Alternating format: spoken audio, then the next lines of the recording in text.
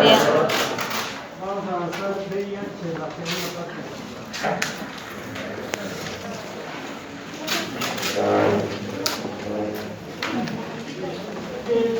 El tratamiento de la infección por VIH tiene varios objetivos. Uno de ellos es disminuir la carga viral. Otro es aumentar el refuerzo de CD4.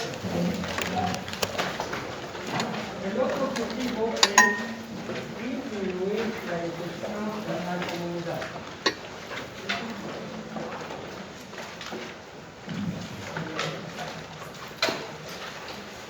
¿De acuerdo?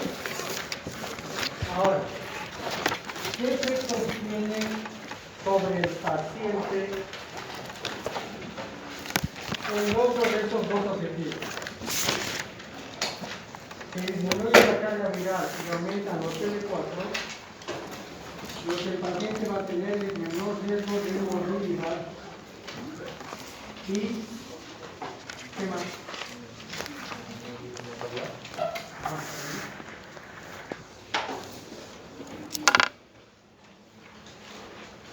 ¿Dónde está su barriga? Se han olvidado de su barriga, chicos, en la vacación.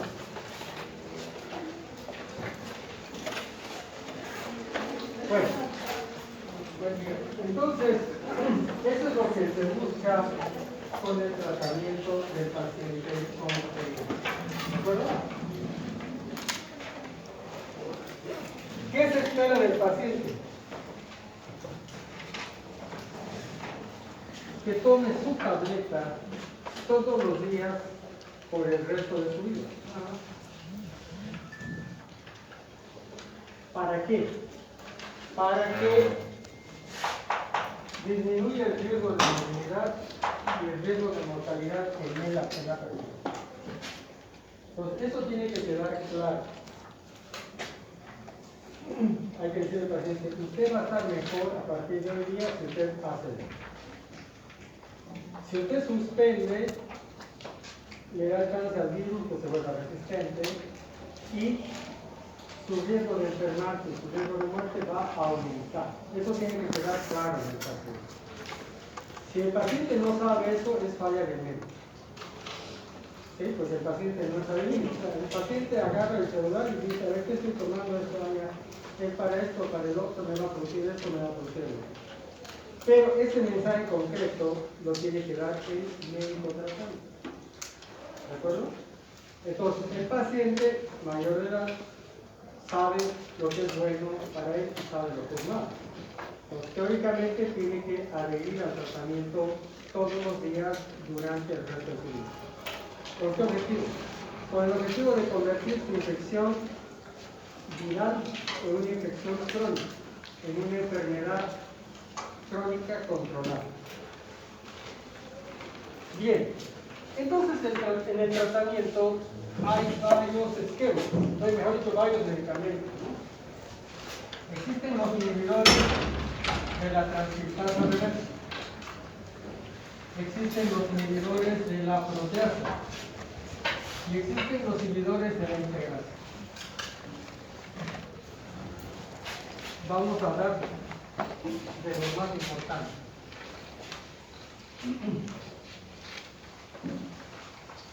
En la transcriptasa reversa hay inhibidores nucleosídicos y hay inhibidores no nucleosídicos.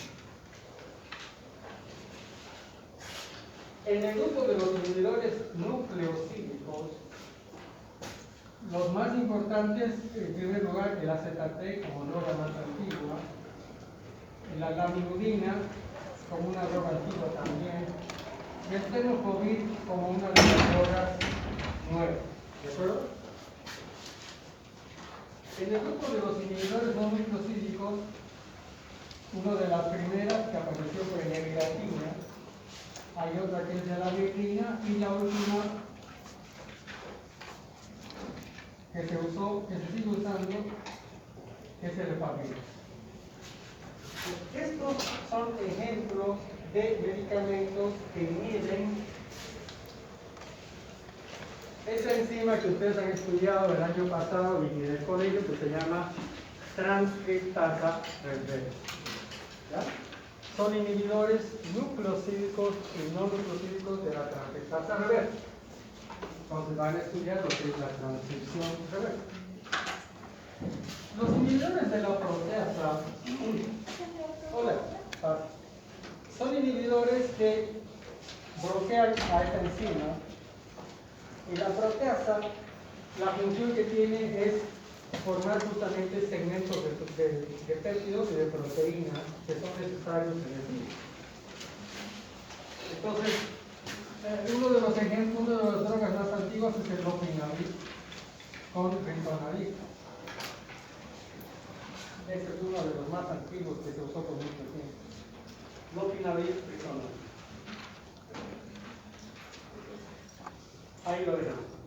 En cambio, el grupo de los inhibidores de la integrasa justamente son proteínas. La integrasa justamente es una proteína que permite integrar el ácido nucleico del virus con el ácido nucleico de la persona. Y entonces acá el medicamento más antiguo es el raltegravir. Y el medicamento que actualmente estamos usando es el dolutegravir.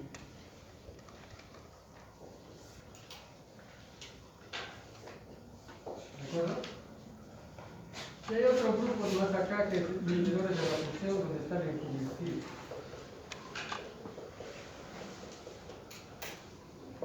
Bueno, ahora viene la puesta de conferencia. Primera tarea, chicos. Ahora, completar la lista de este grupo, completar la lista de este otro grupo, completar la larga lista de este grupo, completar la lista de este grupo y de las pocas nuevas que hay. ¿De acuerdo? Entonces, esa es tarea.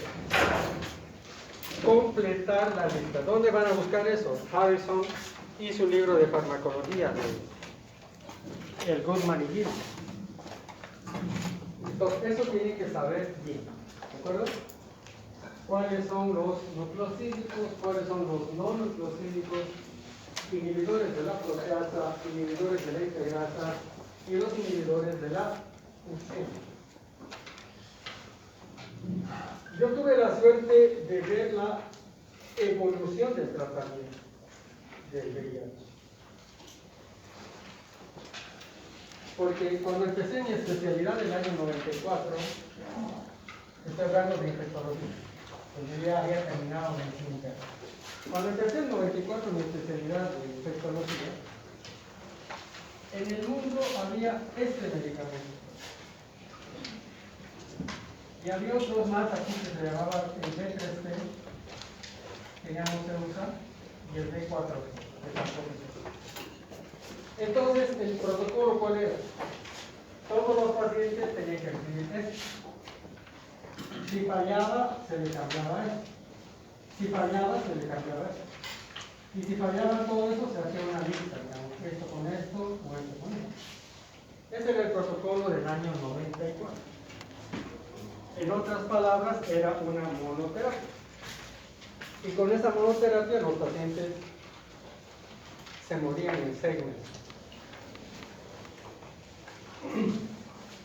Entonces, en el 96 se empezó a utilizar 2 drogas. Y a partir del 96 ya se utiliza, después del 96 se utilizan 3 drogas. Los esquemas actuales son 3 drogas.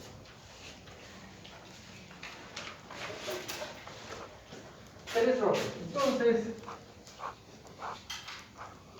¿cómo se organiza un esquema? Los esquemas están basados en inhibidores no nucleosídicos como droga fundamental, inhibidores de proteasa o inhibidores de la integrasa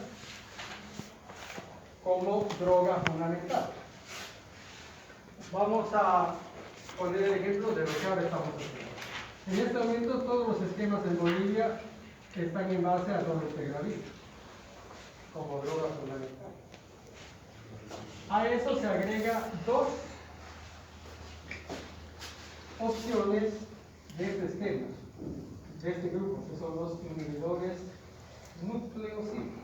Entonces, aquí, por ejemplo, ¿qué tenemos en el país? Dolutegravir más lamivudina más tenofovir.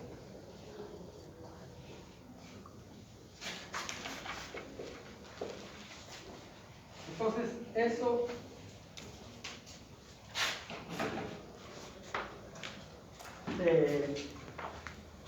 tres medicamentos están contenidos en una sola tableta o en una sola cápsula. Así que el paciente tiene que tomar su única cápsula cada día. Mejor si es en el mismo horario. Así que, ¿es fácil de cumplir o no? ¿O lo ven difícil?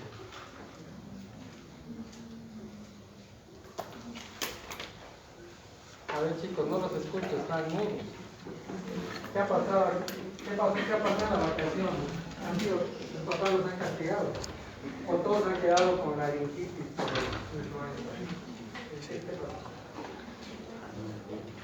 ¿Es fácil o no es fácil de cumplir? Es fácil. Fácil. Si uno le dice que esto le va a salvar su vida, va a evitar que usted se enferme, que se muera, va a ayudar a que usted siga estudiando medicina, siga trabajando y tal vez sea papá o mamá. Yo creo que el paciente no lo entiende.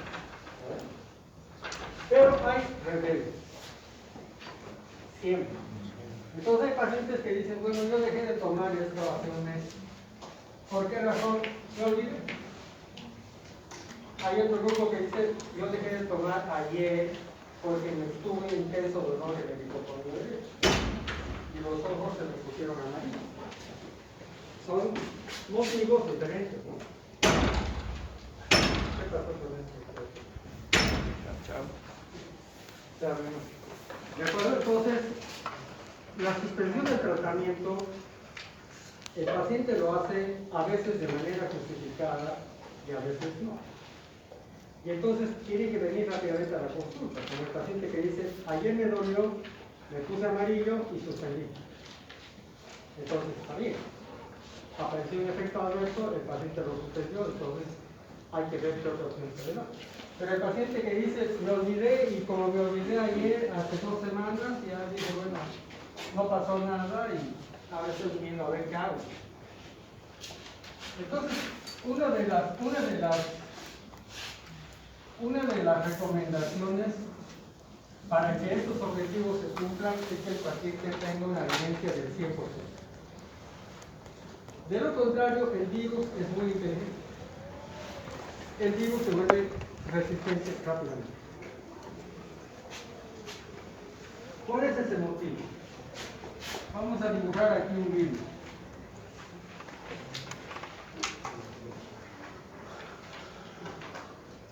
Este virus se replica a una alta velocidad. En las personas que no reciben tratamiento, este virus se puede replicar 1 millón de veces cada día. Y como se replica a alta velocidad, ¿su replicación es perfecta o es imperfecta, Carolina? ¿Ah? ¿Por qué razón?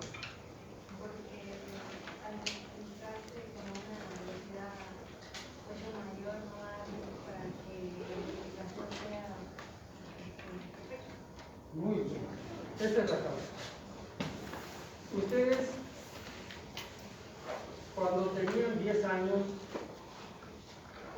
u 8 años, ya sabían manejar la computadora de su papá, ¿no?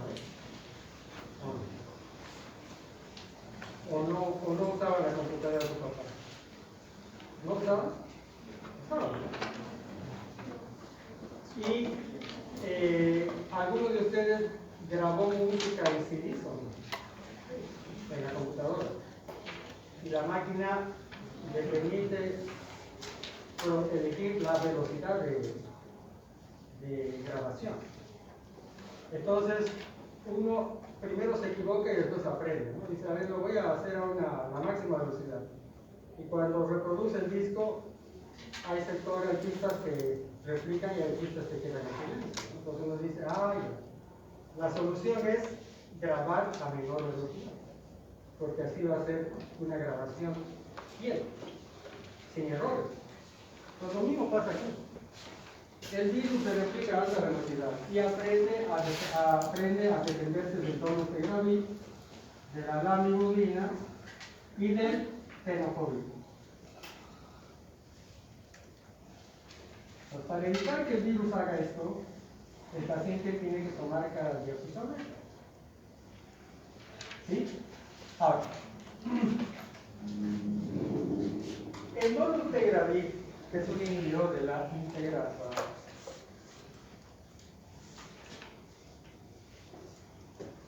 la integrasa es una proteína, por lo tanto en su composición lo que tiene son aminoácidos. Entonces el dolutegravir, el virus se vuelve resistente al dolutegravir al cambiar algunos aminoácidos. ¿De acuerdo? Cambia algunos aminoácidos. Acá igual. Esto lo hace todos los días, en presencia de medicamentos o en ausencia de medicamentos. Pero cuando el paciente deja de usar medicamentos, esto es muy grave para él. Ahora, volviendo a la parte inicial. El virus se replica cada día, digamos 1.000.000 de veces. Y el virus, tenemos el virus 1 y tenemos el virus 999.999. ¿Este virus se parece al 1? No. No. ¿Sí? Entonces, cada día se produce un virus nuevo. Por lo tanto, elaborar vacuna es posible o no? Imposible. Por eso es que no hay vacuna para el virus. Gracias a la alta velocidad que tiene. Entonces, no hay vacuna y tal vez no hay. Porque ya llevan 30 años buscando la vacuna y no hay. Por este detalle básico, ¿no? Entonces, el paciente, si toma todos los días su tableta, el riesgo de que desarrolle esto va a ser menor. Va a ser menor.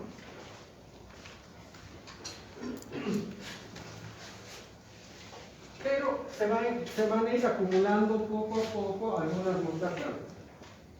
Entonces aquí aparecen mutaciones en todos los medicamentos. Dolutegravir, lamivudina, tenofovir. Estas mutaciones se clasifican en primarias y en secundarias. ¿Cuáles son las más importantes? Las primarias. Aquí viene la segunda tarea. Van a investigar cuáles son las mutaciones primarias en inhibidores de la integrasa y en los inhibidores nucleosídicos. ¿De acuerdo? Como en este caso. Dolutegravir, lamivudina, tenofovir. Mutaciones primarias. Y también van a investigar mutaciones primarias acá en el que eran los inhibidores de la proteasa. ¿Sí? Listo. Entonces, eso es importante porque al producirse una mutación, ese primer virus que ha cambiado su composición va a dar origen a otros virus que van a continuar en ese camino, ¿no? Mutando. Por lo tanto, la carga viral que tiene el paciente hoy día es diferente a la carga viral es diferente a la carga viral que tuvo ayer y la que tendrá mañana en su composición y también en la cantidad. Así que eso es importante que el médico tenga el concepto de eso, para que le diga, usted no suspenda su tratamiento, porque esto le va a disminuir la carga viral y le va a aumentar los CD4 y va a evitar que usted se externa y que se muera. Y lo otro, va a evitar que usted disemine en la población. ¿De acuerdo, chicos? Bueno, entonces, ¿cómo controlamos que el paciente, cómo controlamos la eficacia? En nuestro país se mide la carga viral del CD4 cada 6 meses.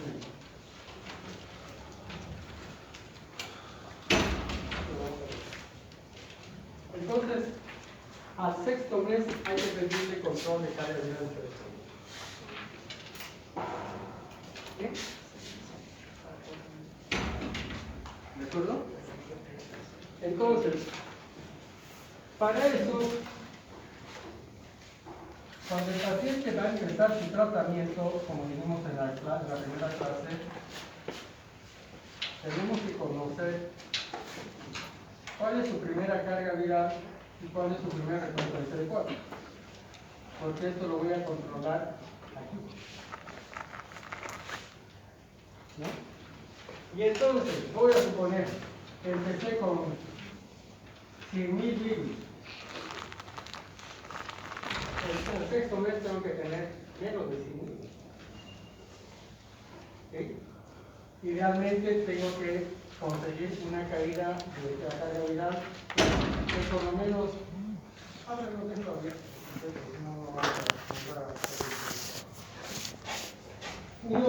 por lo menos un logaritmo y medio o 2 logaritmos.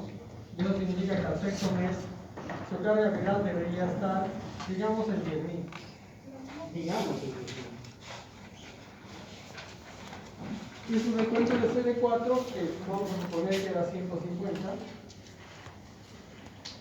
para el sexto mes va a estar en 191.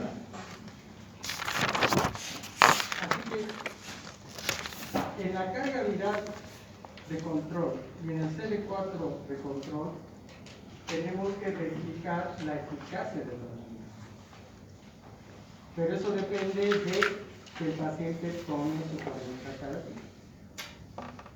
¿De acuerdo? Ahora, ¿qué puede pasar? El paciente dice, yo tomo mi tableta cada día. Y el resultado no sale así. ¿Qué significa? Que este paciente está infectado con un virus que ya tiene resistencia. ¿Sí? Entonces, para evitar eso, ¿qué es lo que hemos aprendido hace 20 años? Que en los pacientes es recomendable hacerles un test de resistencia. Antes de empezar el tratamiento. Entonces, en el test de resistencia sale que es sensible a todo. O que es resistente a algunos medicamentos. Entonces, si es resistente a la ibuprofena, por ejemplo, en el esquema que le voy a dar no le tengo que poner la ibuprofena, porque va a fallar. ¿Sí? Entonces, esta recomendación de pedir también el test de resistencia, sobre todo se aplica en poblaciones vulnerables. ¿Quiénes son? Niños y embarazados. ¿De acuerdo? En adultos, en nuestro medio no se hace. En el adulto se pide carga viral CD4 y se empieza a tomar. Entonces, este tratamiento va a funcionar por muchos años. Por lo menos antes de que haga un fallo terapéutico. Pero como estamos haciendo controles cada 6 meses, vamos a detectar el fallo antes de que produzca síntomas. ¿Qué síntomas puede producir? Para eso volvemos a nuestra tabla de 3×3. Si el paciente empezó acá y después mejoró con el tratamiento acá, pero de pronto el paciente vuelve acá, este es un fallo clínico. Este fallo clínico ya era evidente en estos casos. ¿Sí? Entonces, cuando hay una falla clínica,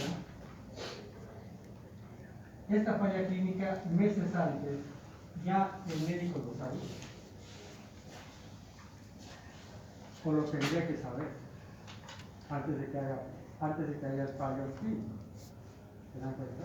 Por eso es importante la tarea que les he dado, ¿ves? ¿No? Todos los que han venido a la clase teórica saben cuál es la tarea de acá, cuál es la tarea de acá y cuál es la tarea de acá, ¿no? Para eso sirve esto, para aplicarlo. Bueno, entonces con el tratamiento las personas hacen su vida normal. Estudian, trabajan, se reproducen en un pequeño porcentaje.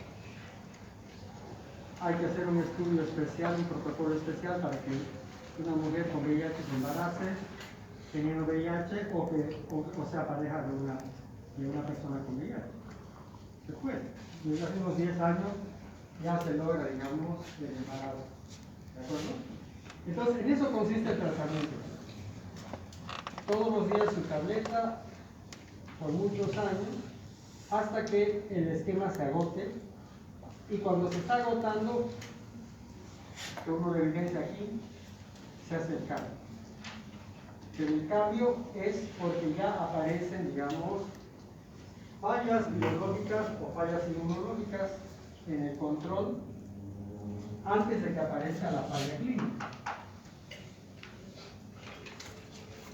Si el paciente empieza acá, vamos a suponer que esto corresponde al mes de enero del año 23, y el paciente suspende el tratamiento en diciembre del año 23 y se interna al hospital en julio del año 24. ¿Por qué se interna? Porque apareció alguna de estas enfermedades. Es decir, que un año después hay una falla clínica que fue producida por el paciente porque suspendió el tratamiento.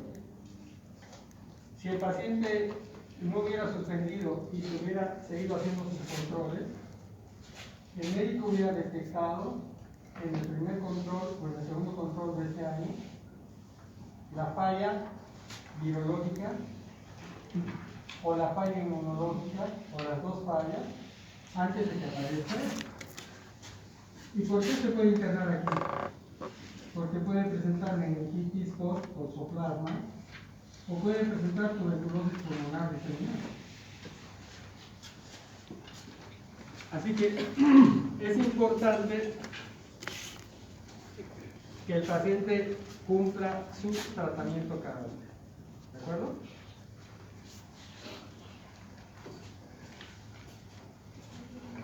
Ahora, este tratamiento es el tratamiento para todas las personas. En la embarazada, ¿qué hay que hacer? Lo mismo. En el niño, ¿qué hay que hacer? Lo mismo. Lo único que varía es la dosis, pero en el niño se le da lo mismo. ¿De acuerdo? Los objetivos son los mismos.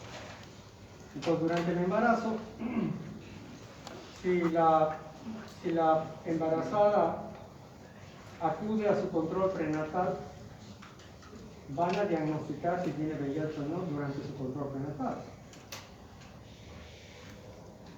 ¿Alguno de ustedes ya es mamá?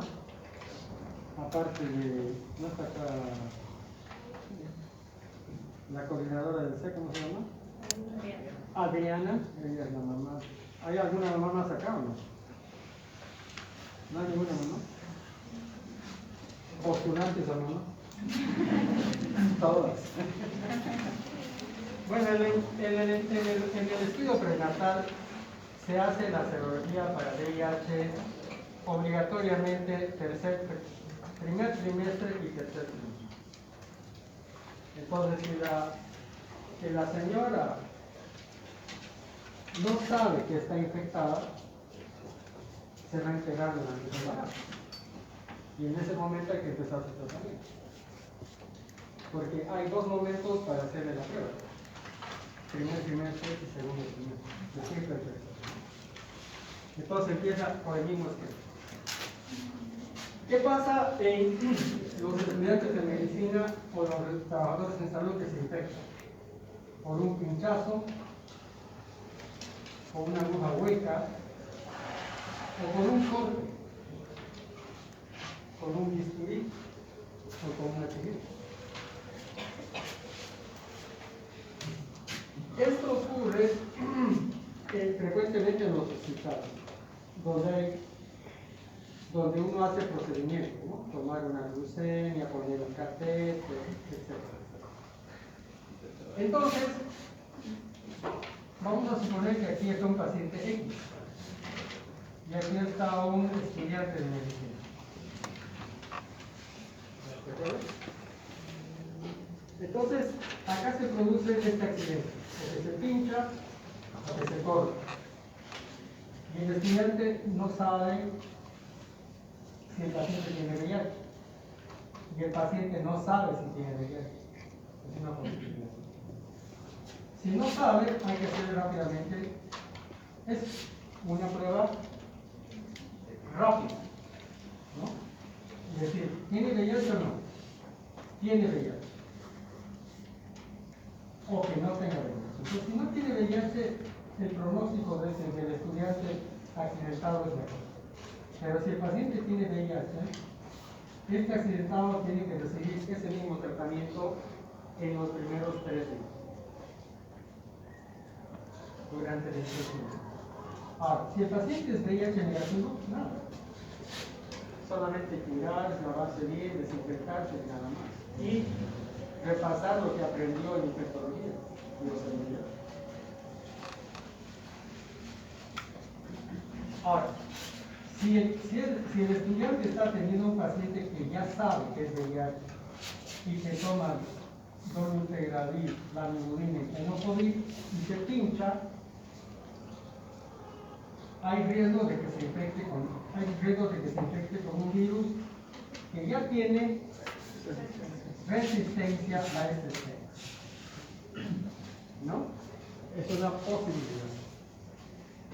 Entonces, al estudiante hay que hacerle, antes de empezar el tratamiento, también hay que hacerle la prueba de VIH, la prueba de hepatitis B y la prueba de hepatitis C.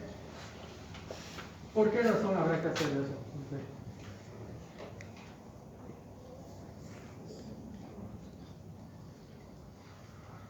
¿Qué dice su libro que está revisando?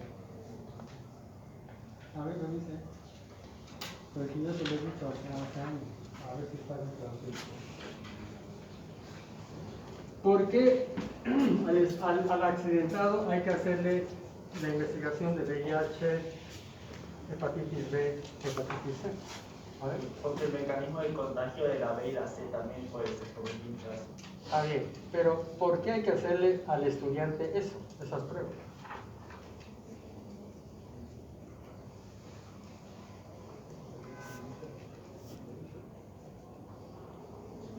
¿O no hay que hacerlo?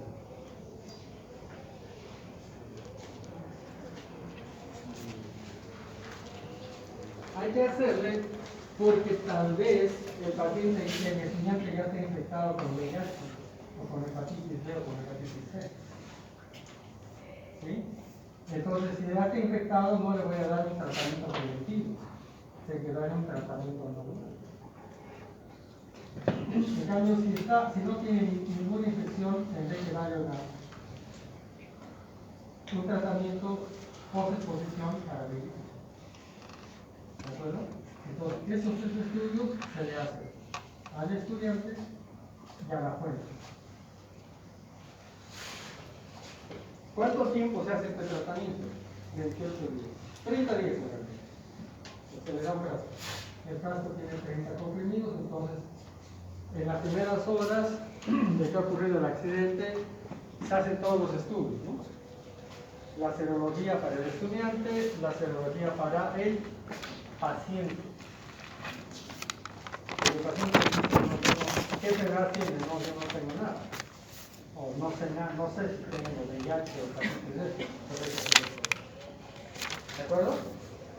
Entonces, cuando uno atiende a un paciente con VIH y va a hacer un procedimiento, siempre hay que tener en cuenta que hay riesgo de un accidente, un pinchazo, un corte.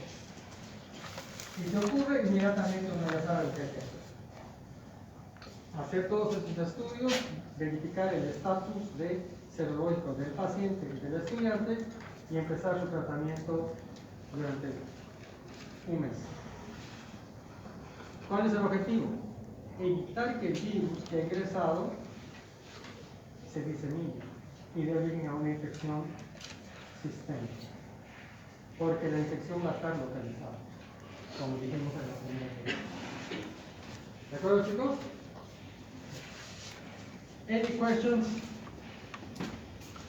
Doctor, ¿y la utilidad? ¿Cuál sería la utilidad de la prueba de Western blot?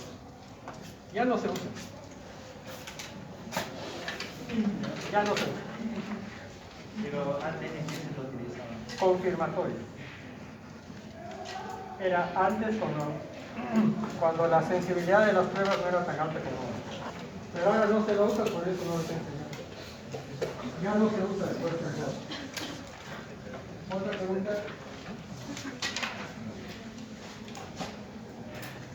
Una pregunta. ¿Las dosis varían cuando el estudiante se infecta? No. ¿En la primera hora? Es la misma dosis para todos los adultos. Donde cambia la dosis es en los niños. ¿Qué más? Así que la tarea que decía acá, antes de la vacación, es fundamental. Y eso lo van a ver lo importante de esa tarea cuando toque el segundo parcial. ¿Qué más? Doctor, entonces el estudiante que recibe tratamiento dentro de los 3 días Debería recibir en los primeros meses. durante 40 días que viene.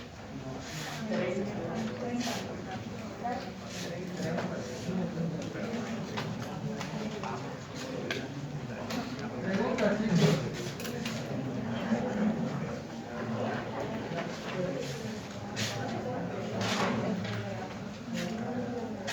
Parecía una clase de ingeniería.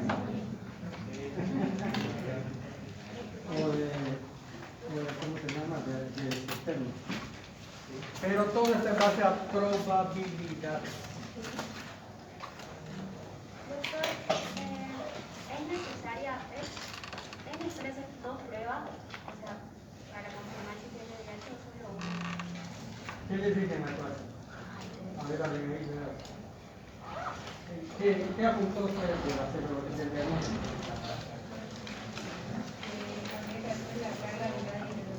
No, estamos hablando de diagnóstico. A ver, ¿no?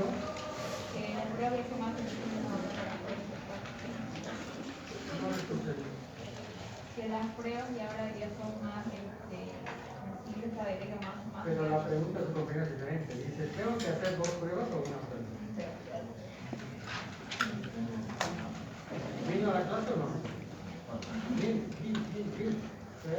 Entonces, su cuaderno. Venga, para diagnosticar VIH. Depende si sale positivo, ya se hace otra segunda, pero con otra marca. Correcto. Confirmar. Correcto. Se realiza solamente la prueba. Depende si sale positivo, entonces ahí se realiza una segunda, pero ya con otra marca. Exacto. Entonces, si la primera prueba rápida es negativa, se queda ahí, es negativa. Pero si la primera prueba es positiva, tengo que confirmar con otro método, otra prueba rápida que tenga otra marca. Si la segunda prueba es también positiva, listo, ya está confirmado. Ya no necesito el Western blot que usábamos hace 20 años. ¿Sí? Entonces, todas las que apuntan en la clase teórica es fundamental. ¿Qué más?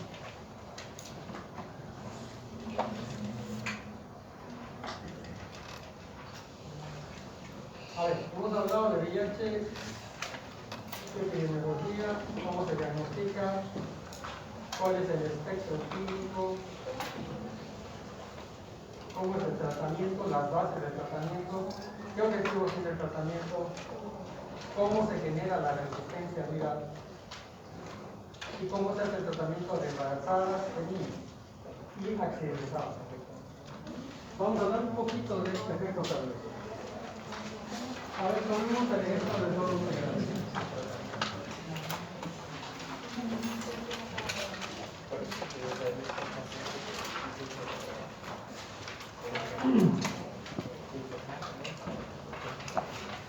Todos los medicamentos tienen la posibilidad de generar efectos adversos. ¿Es verdad? Ustedes que ya son farmacólogos, ¿han encontrado algún medicamento que no tenga efectos adversos? ¿Han encontrado alguno? De las vitaminas, ¿hay alguna vitamina que no produzca efectos adversos? ¿Hay? Usted, bueno, ¿qué dice? También depende de la dosis. Porque hay una dosis ya para que no afecte a la Entonces, ese es un concepto básico, ¿no? General. Todos los medicamentos pueden producir efectos adversos, hasta las vitaminas. Entonces, este medicamento también va a producir efectos adversos.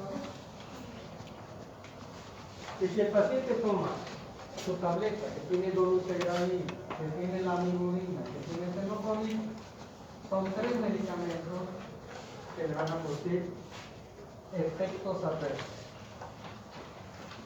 Al principio, ¿cuáles son? Dispepsia, náuseas, vómitos, diarrea. En algunos, en otros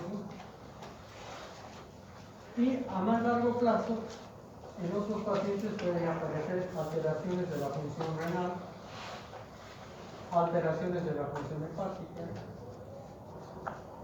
aumento de peso, alteraciones en los niveles de los líquidos, alteraciones en el metabolismo de los huesos,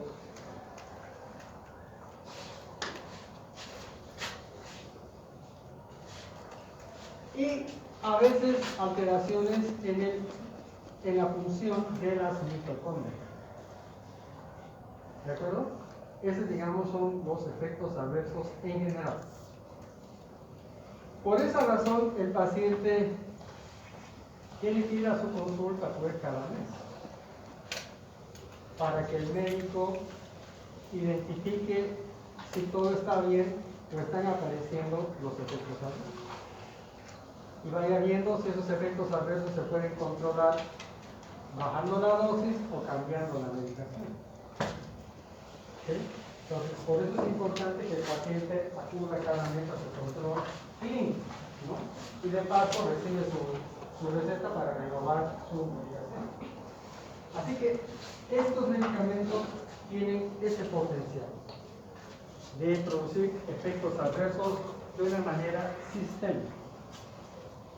¿De acuerdo, chicos? ¿En quiénes se ve con más frecuencia los efectos adversos? En los que tienen accidentes.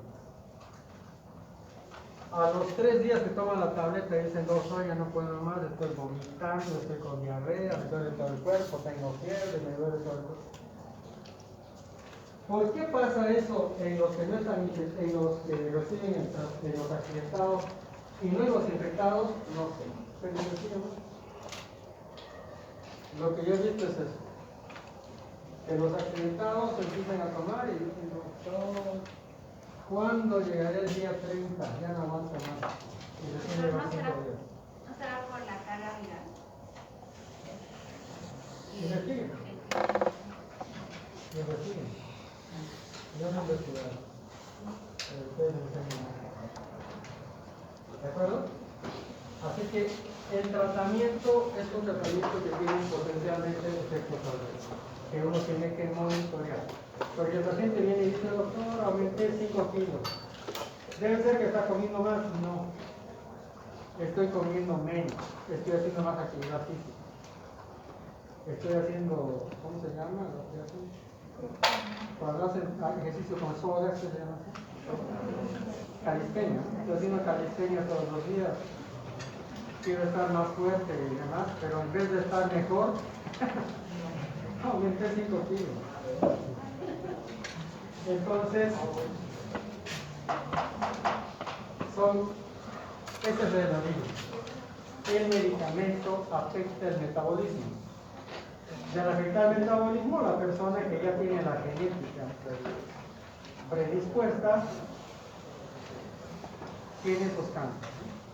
¿De acuerdo, chicos? Entonces, ese es otro tema que tienen que investigar. Ya les di la tarea. Resistencias primarias en inhibidores nucleosídicos, no nucleosídicos, inhibidores de la integrasa, inhibidores de la proteasa. Ahora viene la tarea de efectos adversos en esos grupos. ¿De acuerdo? Efectos adversos. Porque uno tiene que ir monitoreando que el paciente esté bien. O si aparece algún efecto adverso, tratar de resolverlo rápidamente. ¿De acuerdo, chicos? ¿Qué más? ¿Qué otra pregunta tiene?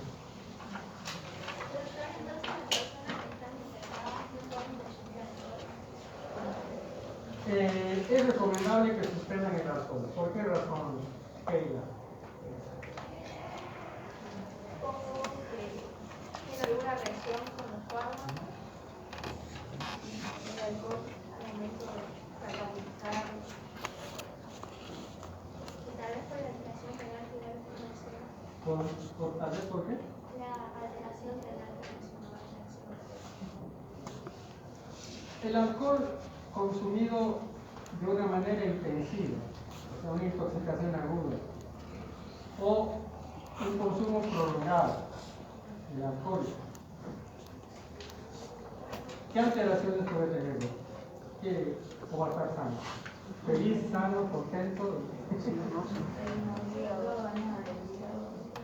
Va a tener hepatitis aguda y crónica por el alcohol. Entonces, estos tres ustedes van a investigar que son potencialmente hepatotóxicos. Entonces, ¿qué le van a decir a su paciente? Pues el paciente le va a decir esto: ¿puedo tomar cerveza el fin de semana? Y ya, pues, si usted le dice no, el paciente va a tomar no.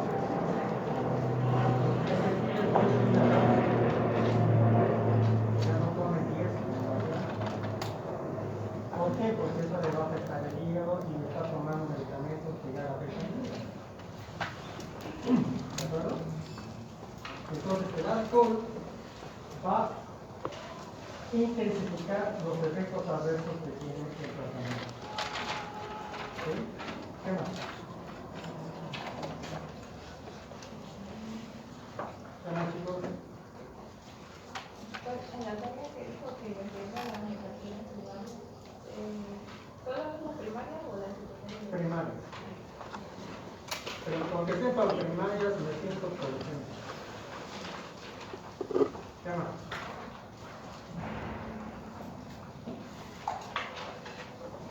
¿Ninguna pregunta más? Bueno, con este tema ya hemos terminado lo que es ¿de acuerdo?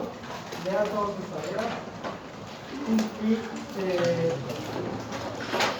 la próxima clase empezamos con el módulo de bacterias.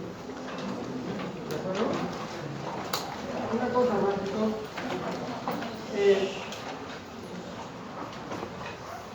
Esto es para los coordinadores. Antes de publicar alguna información en el grupo, esperen mi autorización. ¿De acuerdo? Para que no generen confusión. ¿Sí? Si tienen alguna propuesta y demás, avisan, autorizan y la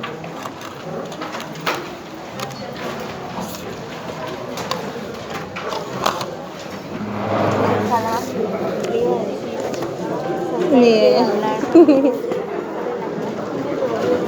Tiene una duda, quiero opinar.